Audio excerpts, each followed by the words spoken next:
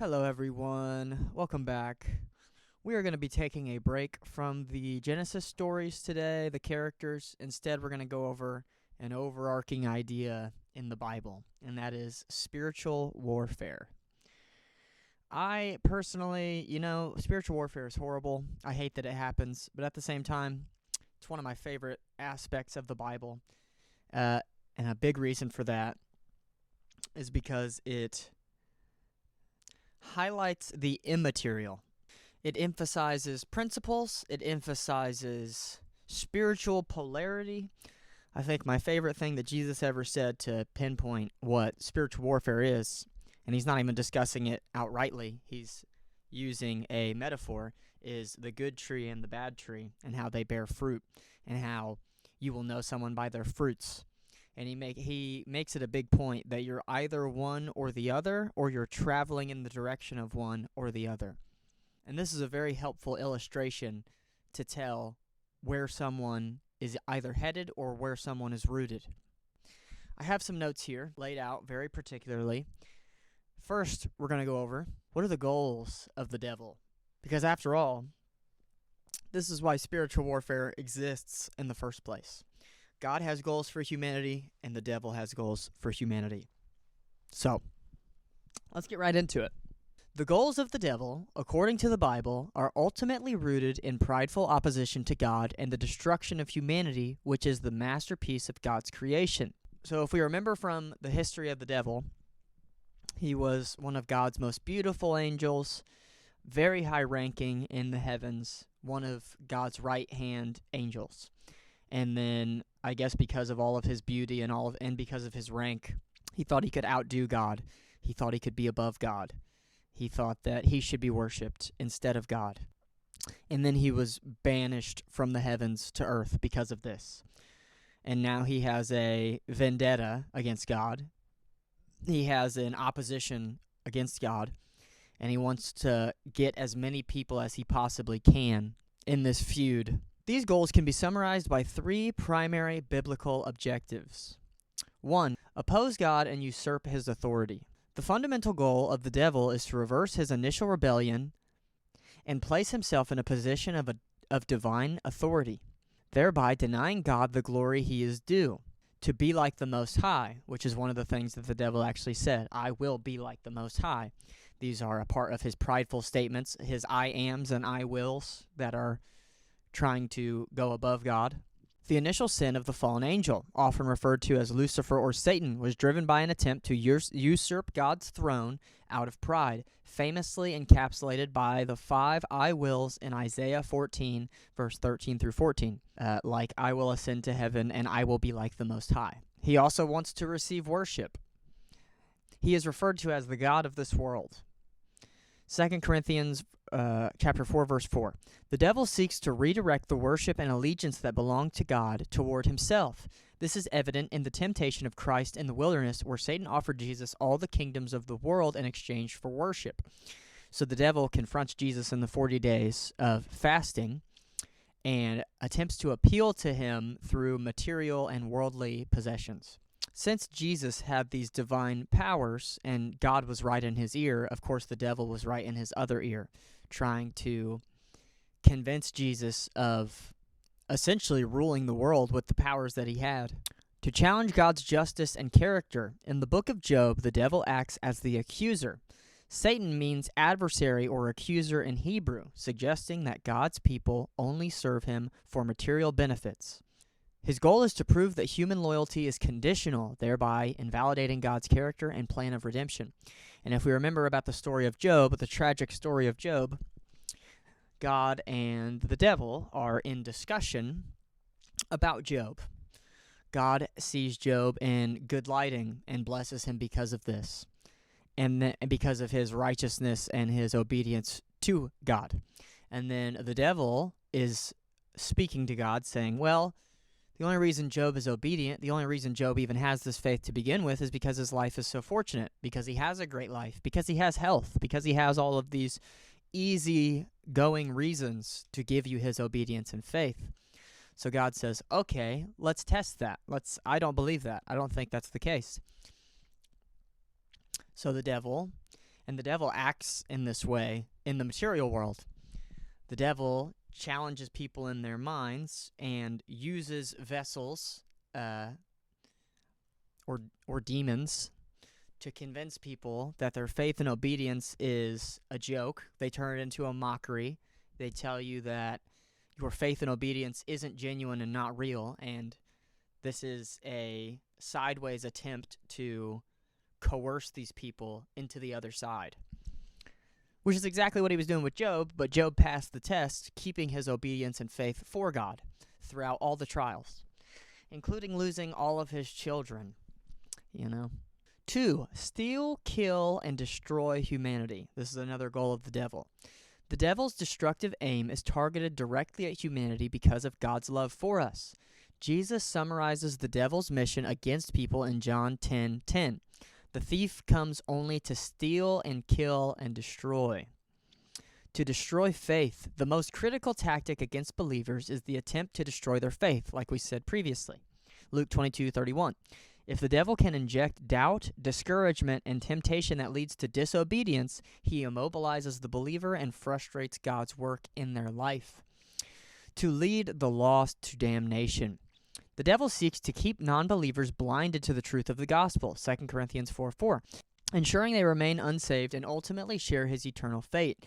He uses deception, false religions, worldly distractions, and sin to prevent them from recognizing Christ as the only way to salvation. So this means the devil is working in the gray area. The devil is working in the lukewarm Christian sect. He's working in the people that are agnostic, the people that are unsure if they're atheist or aren't sure which religion to take. The devil will whisper in their ear and tell them that the religion that they should take is the one that validates their fleshly desires the most, the one that directly goes against God, but he convinces them that it is for God and through God that they're acting. So he is casting spells. He is stirring the pot. He is throwing sand in people's eyes. This is how the devil works. To hinder maturity and productivity. Against those who are already saved, the devil uses schemes, Ephesians 6:11, to cause division, fill them with pride or anger, and generally render them ineffective in serving God and furthering his kingdom. So this is the devil's attempt to sort of catch humanity like a body of fish in a net and pull them away from God's influence, God's righteousness, God's truth, anything that can unsettle God's foundation and legitimacy. 3, deceive and accuse. This is why he is called the accuser. The primary strategy the devil uses to achieve his destructive goals is deception and subsequent accusation. He is called the father of lies, John 8:44. The lie of doubt. The first move in the Garden of Eden was to sow doubt. Did God really say? Genesis 3:1. He still operates by getting people to question God's word, goodness, and motives. So as he acted as the serpent in the Garden of Eden, he was appealing to Adam and Eve's rationality. He was appealing to their earthly desires. He was appealing to their curiosity. So this is how the devil works. He appeals to facets of human nature, especially the ones that he can most wedge himself into, like curiosity and desire and power. The accusation. After leading a person into sin through deception, the devil shifts roles and becomes the accuser, Revelation 12:10, condemning the person before God and filling the person with shame and guilt. The cycle is designed to alienate the individual from God's grace. So the devil works in several aspects against God's goals for humanity. He will appeal to your desires through curiosity, power, any type of temptation. And this can even be convincing you that you are already too far from God. There is no being forgiven. You might as well keep going on in this godless path, because to turn around would be a mockery. You would be a joke to turn around at this point. It's too late. Jesus can't forgive you, which is obviously against exactly what Jesus said. Everyone can be forgiven. All knees will bow to him. The devil is repulsed by this idea. There is no one above the devil. And this is certainly true in looking at the context of his banishment from the heavens. His whole His whole end goal was to be worshipped by God himself, to be above God, to be of the Most High, which is exactly what got him kicked out. So he is a conniving schemer. He will do anything to convince you that your salvation is bankrupt. He will do absolutely everything in his power to convince you that the grass is greener on the other side. He will appeal to anything in you that can be tempted to pull you in. The devil is quite cunning in his strategies. So, that is the goals of the devil. So now we're going to go into Scripture itself. We're going to pull some quotes from Jesus. We're going to pull some quotes from the apostles. We're going to put some summaries in there about what we think the quote means. And maybe I'll give some commentary on top of that as well. Matthew 12:28. This next section is quotes from Jesus. Matthew 12:28. But if it is by the Spirit of God that I cast out demons, then the kingdom of God has come upon you. Jesus explicitly links casting out demons to the active presence of God's kingdom, demonstrating his authority over evil spirits and signaling that the spiritual battle is currently underway. So Jesus, as a divine depiction of light, someone who claimed to be God in flesh, the Son of God, the Son of Man, he is saying that there is an opposing spiritual intelligent force or mechanism working its way through humanity, through our emotions, through our motives, through our intentions. And Jesus is directly casting out the demons from this opposing force or bad tree, showing his authority, doubling down on all knees will bow to him. He is ultimately in charge. The devil himself will be cast out from Jesus. Jesus is the authority here. Okay, Matthew 26:41. Watch and pray that you may not enter into temptation. The spirit indeed is willing, but the flesh is weak. Jesus addresses the personal internal side of spiritual warfare. The command to watch and pray is the primary defense against succumbing to temptation, which is often a method of spiritual attack. So Jesus is highlighting that your spirit might have tremendous sincerity and purity in heart. Your spirit wants nothing to do with these demonic forces, but you are, at the end of the day, flesh. You are vulnerable to sin. You are vulnerable to temptation. And these temptations, and this is where the devil's true power comes in, because he can appeal to your emotions in a level of immediacy that God doesn't offer, that God or Jesus doesn't offer in the same way. So Jesus is asking you to watch and pray, which is appealing to the immaterial or the unseen. The devil, however, appeals to what you can touch, what you can taste, what you can see. The devil appeals to your pride. The devil appeals to your lust. The devil appeals to your wrath. He says that you can get what you want right now. And if it's not right now, in this lifetime, the devil promises, as long as you're willing to worship him, as long as you are willing to go down a similar path that he did when he got banished from the heavens. He says the devil does not care what words you use, as long as they're for him. So you can say you hate your brother and let him know right now the weight that's on your heart. And you can psychologically stab your brother and make him feel bad, or you can literally stab your brother. This is also in the temptation of the devil.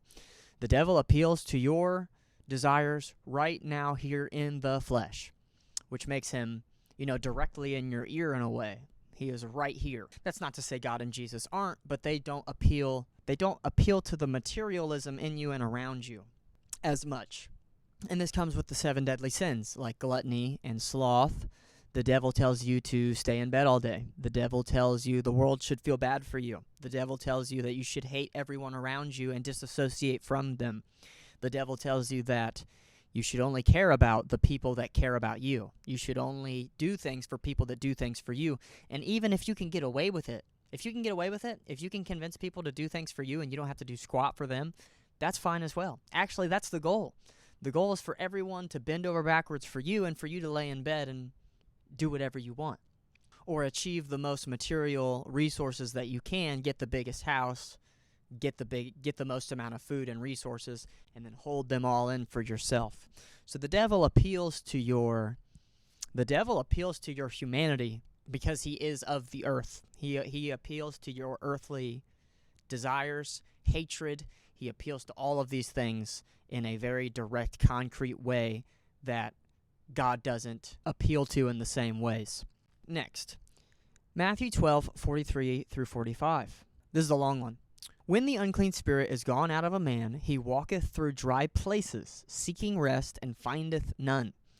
Then he saith, I will return into my house from whence I came out. And when he is come, he findeth it empty, swept, and garnished.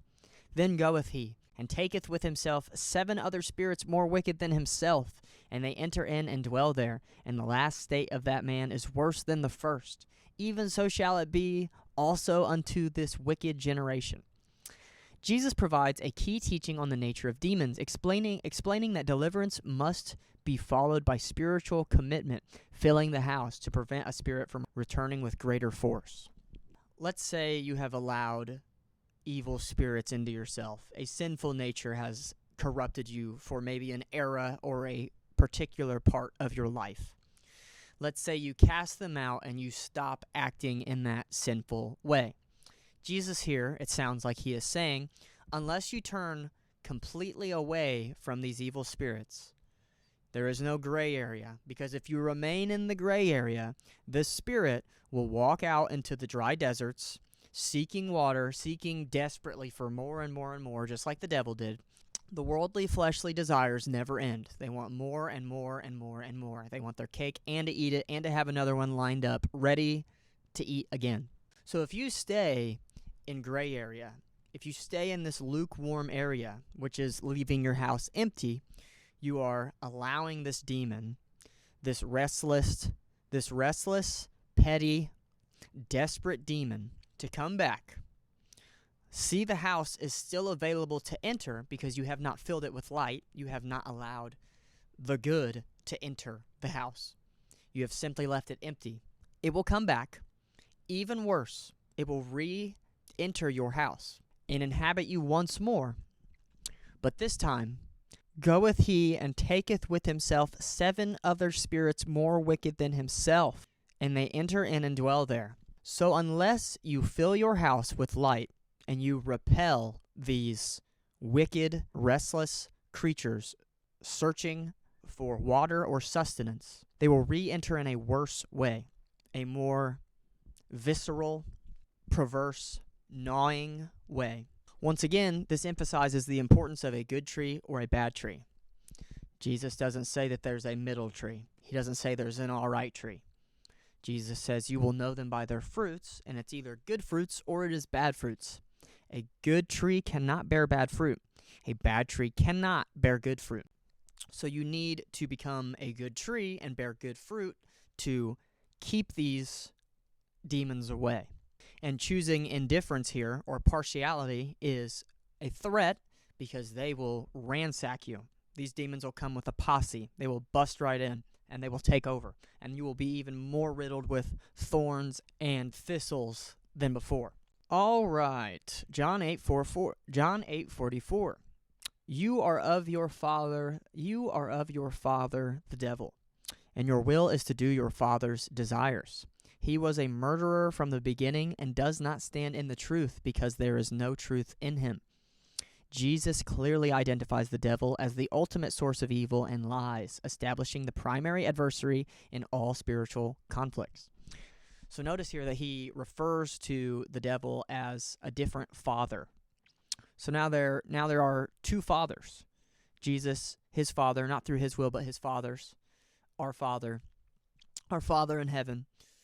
But the devil is referred to as another father, another source. I don't know if it's a source of creation because he himself was created of God, but he is a direction. He is an opposing direction of God. He has his own motives and incentive, and it is the opposite of truth, and does not stand in the truth because there is no truth in him. So he cannot stand in the light. He will perish in the light because he doesn't exist in the light. He never admits himself into the light. He stays in the darkness always. That is a definitive view of the devil, because he is the direct opposite of God. And he's called the accuser. So when he accuses others of being something, this is also a lie. He is a deceiver. He's been referred to as a deceiver, a serpent. Just as God is rallying in people, he's appealing to justice and righteousness and the good tree with good fruit. The devil is rallying in people for lies, for the powers that lies give, for the powers that deception and accusation give. It gives you a very short-term upper hand if you play your cards right, which is exactly what the devil's trying to do at all times. Play his cards right. The serpent in the Garden of Eden appeals to Adam and Eve's curiosity, what they might be missing out on, and questions that they never actually sat with and thought about. Like, did God really say that? He's having them, he's strategically persuading them into the tree of knowledge and to eat from it. He's not outrightly saying, I'm the devil, these are my intentions, this is what you should do, I hate God. He's not saying that. He is playing a very lukewarm version of himself to pull them closer and closer and closer, which is how the devil works in actual spiritual warfare. All right, these next ones are quotes from the apostles. Those are all the quotes I have from Jesus. Ephesians 6:12. For we do not wrestle against flesh and blood, but against the rulers, against the authorities, against the cosmic powers over this present darkness, against the spiritual forces of evil in the heavenly places. This is the most famous definition of spiritual warfare, clearly stating that the true enemy is not human, but unseen spiritual forces of evil. Just like the serpent, once again. So if we're gonna take the Garden of Eden depiction of the devil, the serpent, this sideways wedging force, anything that will convince Adam and Eve to leave God. That means it works in a very similar way today. And this could be things like convincing you to never open a Bible, convincing you that all Christians are mystical nutcases. This could be, but honestly, I think in the modern, I would say nowadays the most sideways way that's very effective that the devil is communicating to the mass psyche is how deserving we are and how much we should prioritize resources and possessions and getting ahead of others and looking better on paper than other people. We are absolutely obsessed as a society, especially in a time like now, with the technology, the new technology, and the internet, and the new innovations with AI, and this humongous momentum of innovation that the populace is going in. It is really pulling us from our roots and our ancient history of what we used to prioritize and what we used to think life was on a daily basis. That's not to say that we weren't struggling with similar things back then. I mean, even in the Tower of Babel, they built this humongous structure from technological innovations, the baking of bricks. So we're still being pulled by the same fundamental sins, but they're becoming much larger, much more layered. It's like people making fun of things like smartphones, how they keep releasing a new version of a smartphone, and it's almost the exact same thing. They're just making it a half an inch bigger, or they start making your phone slow down on previous software updates.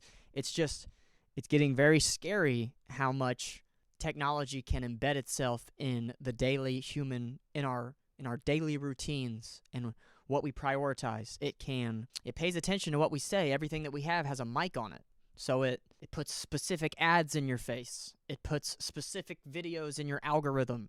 It literally is brainwashing you. It is in our houses. It is in every room in our houses. Every person has a phone. A lot of people have laptops. A lot of people have smart TVs and gaming consoles. And all of these things are working from very similar softwares. They all have internet access, Wi-Fi access. I'm sure they're all going to have AI installed at some point. So we're all surrounded by mics. We're all surrounded by video cameras. We're all surrounded by these forces that can change what pops up on our technology every day, what pops up on our screen, the things that we're going to click on. It knows what we like. It knows what we don't like. And if it wants to push a narrative, if it wants to push a materialistic worldview, if it wants everybody to prioritize going out every Black Friday and purchasing 100 different gadgets, if it wants you to think that the way to show your love to the people around you is through belongings and buying them things and having a bigger house or having different gold watches and chains, then you're pushing the whole world into this direction, but you're also doing it in a serpent-like way. You're not outrightly saying what your intentions are. You're not saying we want people to worship the material. They're not saying that we want people to think that our love is condensed into an emoji or an apparatus of gifts. We're also not realizing that the world is pushing this narrative of being obsessed with how you look on the surface. It's so ironic because I grew up, and a lot of other people have heard, don't judge a book by its cover, but we are absolutely obsessed with the cover. What do you think a thumbnail is? What do you think a title is? What's a huge reason people click on videos anywhere? Any short, any YouTube, anything. They see the thumbnail. And people know that drama and high intense situations that might include something like conflict or crime get more clicks. It's more emotion. They're appealing to your primal emotionality, which is exactly what the devil does. And it's so quick and technology is moving so fast, we don't catch exactly what is being programmed into our minds. We're just swiping onto the next reel, the next TikTok, the next Instagram. And that's only half of it. The same thing happens with our social media profiles. We're all judged by our profile picture. We're all judged by how important our posts look, how important we look, who we can compare ourselves to and feel better about ourselves, who is not on our level, who we're above, who we're better, who we own this and they don't, or we have this big family and they don't. But in reality, when you obsess over the material, when you think you can purchase someone's love, when you think that you can reduce someone into a profile picture, that is exactly how the devil gets in. That is exactly because on the surface it seems like something small. Oh, it's just a profile picture. Oh, it's just a clip about, the cops and gang violence. I only watched it for 5 seconds. Well, guess what? Your algorithm paid attention to that. So now you're going to see more things like that. Also, if the direction that social media is headed in is having a fantastic profile picture or having tremendous possessions for everyone to see in 4K, now we're becoming now we're moving towards a state of envy and comparison and hitting a bar of being accepted or qualified in the public sphere. We are all looking around one another and saying, okay, do you fit in or do you not? Can I be seen in public with you or not? Do you drive a nice enough car or not? And as technology advances, as the internet and algorithms and AI keep adjusting to what humanity is paying attention to, it can curate itself into whatever will get you to spend the most money for them. So they will cherry pick ads that appeal to your interests. They will cherry pick personalities and even curate these personalities, which we all know in politics this is a huge thing. There are puppets that that are appealing to the father of lies. They can't stand in the truth because nothing about them is in truth. So they have to put on this mask and play this character to get your subscription or interest so they can remain in these positions or build themselves up to a higher position, which can very well be a complete lie, just to, like the devil, appeal to your senses, your flesh, and your emotional investments. Next, James 4:7. Submit yourselves therefore to God. Resist the devil, and he will flee from you. This verse provides the two-part strategy for spiritual defense. Submission to God is the prerequisite for having the authority and strength to resist the devil. So this goes back to the empty house idea of a demon leaving the house. If you don't fill the house with light, that demon will come back with 7 buddies and just ransack the place and destroy it and be way worse than ever. You must submit yourself to God, the good tree, because if you give yourself entirely to God, the devil will be repelled. He'll just get out of there because the devil can't stand in truth. So if all you are is truth, if you are just a light beam, you are literally exposing his darkness to yourself, to him, and he's just got to get out of there.